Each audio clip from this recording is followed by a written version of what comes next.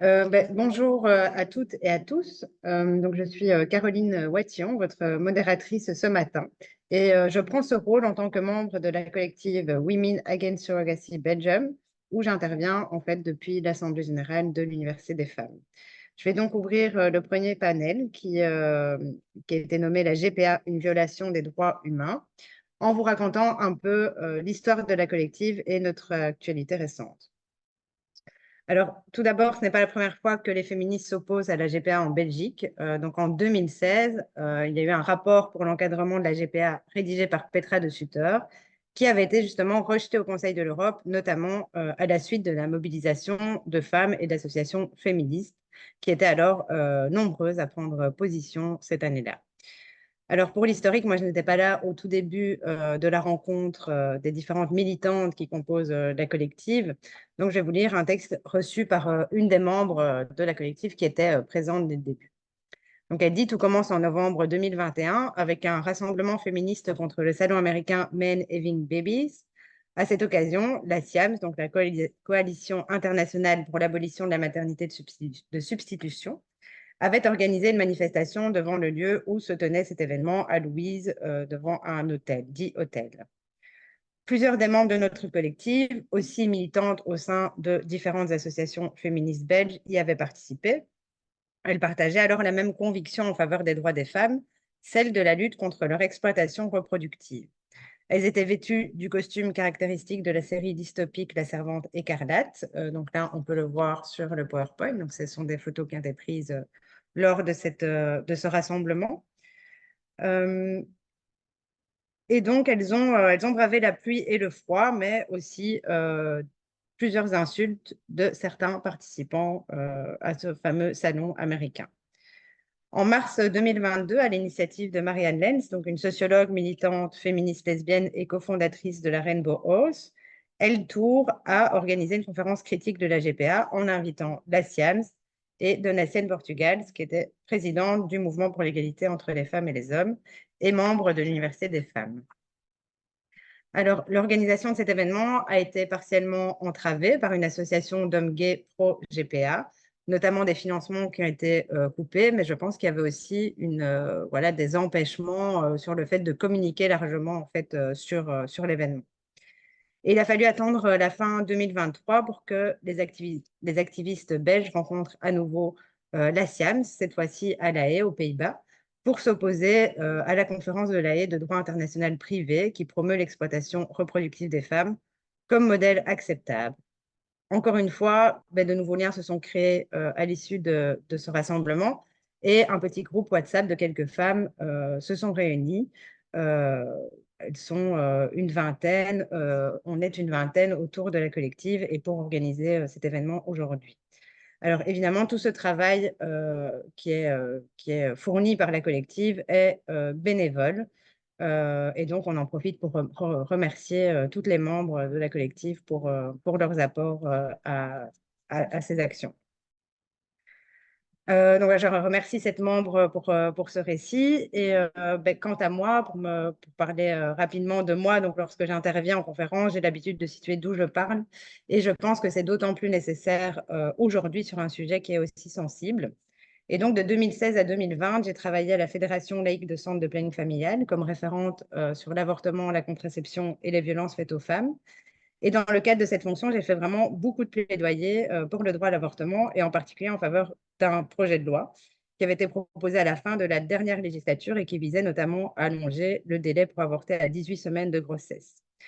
Je le dis parce qu'en fait, la violence qu'on a rencontrée avec la collective dans la promotion de notre pétition contre la vie 86 et de cet événement, c'est la première fois que j'y suis confrontée en fait de façon aussi forte. Donc même quand je travaillais sur l'avortement et avec des moyens de communication beaucoup plus importants, je n'ai pas entendu ou lu des propos aussi diffamatoires en travaillant sur la GPA. Et donc, par exemple, là, c'est une photo de la remise de la pétition pour cette loi sur l'avortement au ministre. Et donc, on avait énormément de signatures, on faisait énormément de communication sur ce sujet-là. Et même là, on n'a pas eu autant, on n'a pas dû faire face à autant de violences que par rapport à la GPA. Et donc, par exemple, sur les réseaux sociaux, après avoir sponsorisé une ou deux publications, on a été traité de féministes blanches de droite, de suprémacistes blanches, de fascistes et de nazis. Et donc, on a repris quelques commentaires auxquels on a eu droit sur les réseaux sociaux. Donc ici, c'est Stéphanie, voilà, qui nous traite de nazis et de droite conservatrice. Ou encore Eric, qui est un féministe dans l'âme et qui nous explique c'est quoi être féministe et qui nous traite de fascistes au passage. Donc, ce sont des femmes et des hommes qui sont venus nous dire c'est quoi être féministe avec le renversement de l'argument mon corps, mon choix. Et donc, vous voyez aussi le lien avec l'avortement. Le raccourci a été fait plusieurs fois. Si vous êtes contre la GPA, vous êtes contre l'IVG parce que vous ne respectez pas l'autodétermination des femmes. Et par ailleurs, en dehors des réseaux sociaux, on a aussi rencontré des réactions surprenantes dans le monde associatif. On a reçu de la part d'une minorité d'associations un rejet total et des procès d'intention. Attention, elles sont certainement de droite. Attention, elles sont certainement anti-IVG, etc. Alors, on se dit que si le sujet crispe autant les gens, finalement, c'est que l'enjeu est certainement très important. Et ça montre aussi, par ailleurs, qu'une partie de la société qui se présente comme étant de gauche est d'accord avec l'idée de réifier les femmes et les enfants, de les considérer comme des objets, des incubateurs d'une part et des personnes que l'on peut donner ou vendre d'autre part. Cette gauche qui se dit progressiste, féministe et anticapitaliste demande aux femmes de produire des enfants pour d'autres personnes qu'elles-mêmes, sans avoir elles-mêmes de désir d'enfant, et donc de mettre leur santé en danger pour produire ces enfants et permettre aux hommes de se reproduire avec leurs propres gamètes. Et donc, en ce qui concerne les risques médicaux liés à la grossesse, on en parlera aussi ce matin avec la docteure Patricia Barlow. Et donc, on demande aux femmes de jouer avec leur santé, tout ça pour rien, par altruisme, entre guillemets. Mais les femmes, finalement, ne sont-elles pas déjà assez altruistes? Qui s'occupe des enfants, des malades, des aînés, des personnes en situation de handicap? Qui, en général, organise la vie de famille, sacrifie ses envies, ses rêves, ses besoins, son éducation pour privilégier son entourage? Ce sont évidemment des questions rhétoriques. Alors, au sujet de l'altruisme, j'aimerais citer Irène Koffer, donc, qui était une autrice et une militante féministe et lesbienne. Elle avait plusieurs casquettes, mais elle a notamment longtemps travaillé pour Lesbelle Garance. Elle est décédée récemment en 2022. Et en 2015, elle écrivait dans le mensuel La Revue Nouvelle, je cite, à supposer que les questions d'argent puissent être effacées, on ne peut, en tant que féministe, que s'interroger sur cet altruisme si stéréotypiquement attribué aux femmes, éduquées et socialisées dans le sens du sacrifice.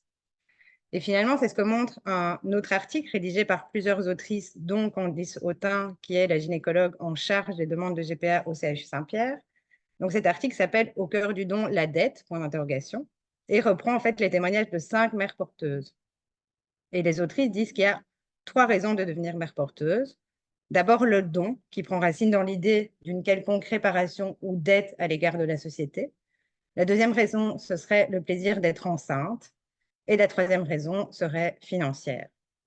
Alors, dans cet article, il y a non seulement l'idée que les femmes peuvent ressentir des redevabilités qui concernent directement leurs actes, mais aussi un devoir de réparation pour des dettes engendrées par la génération précédente. Concrètement, et par exemple, dans ces témoignages, on retrouve une femme qui a décidé d'être mère porteuse parce que son fils était en rémission d'un cancer et donc qu'elle estime avoir une dette envers l'univers, ou encore une autre qui a décidé d'être mère porteuse car sa propre mère l'avait abandonnée. Elle estimait devoir réparer la faute de sa mère, et là, c'est l'aspect intergénérationnel donc de la dette qui, à mon avis, remonte à Adam et Ève, étant donné à quel point ces dettes sont perpétuelles. Alors, j'ai un peu parlé de nos haters, de nos détracteurs sur les réseaux sociaux notamment, pour contextualiser les difficultés qu'on a rencontrées dans notre militantisme de lutte contre la GPA. Mais on a reçu aussi énormément de soutien, et déjà de la part des 17 associations féministes qui se sont inscrites à nos côtés pour porter la pétition. Je vais rapidement les présenter parce que je pense que c'est important de savoir qui elles sont. Donc, on a d'abord Isala, qui est une association qui soutient les personnes en situation de prostitution, dont vous entendrez la directrice, Mireia Crespo. Ensuite, on a le Réseau européen des femmes migrantes, dont vous entendrez la juriste et responsable du plaidoyer, Alissa Arabar. On a aussi Elle Tour, donc une organisation lesbienne qui organise des parcours lesbiens et arc-en-ciel pour faire connaître l'histoire des LGBTQI+, à Bruxelles. Ensuite, Le Monde selon les femmes a aussi porté la pétition avec nous, donc une ONG féministe qui œuvre depuis 1994 pour un monde où les relations sont construites sur l'égalité, la diversité et la solidarité. On a aussi l'association Make Mothers Matter, qui est une ONG internationale qui relaie les préoccupations des mères au plus haut niveau, au niveau international. Ensuite, la SBL Elle Tourne, une association qui promeut les femmes artistes dans l'audiovisuel. Puis l'association Femmes de droit, qui soutient et fait la promotion des droits des femmes en Belgique et dont on entendra la présidente Myriam Benjatou. Ensuite, l'Observatoire des violences faites aux femmes, qui a pour objectif de recenser les violences faites aux femmes en Belgique, et dont nous entendrons également la présidente, Madame Viviane Tettelbaum, qui est aussi députée bruxelloise et présidente du Centre européen du Conseil international des femmes, qui soutient également la pétition.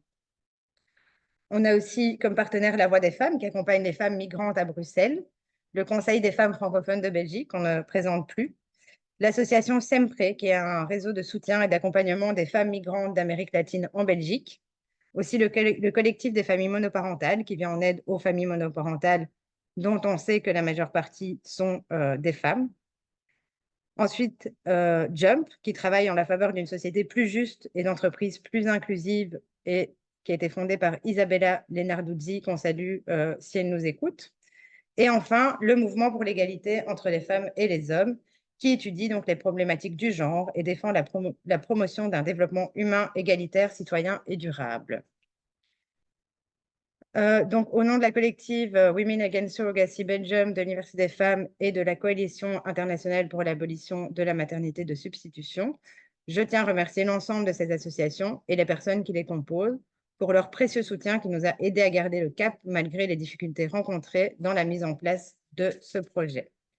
Je vous souhaite un très bon séminaire et je vous remercie pour votre participation.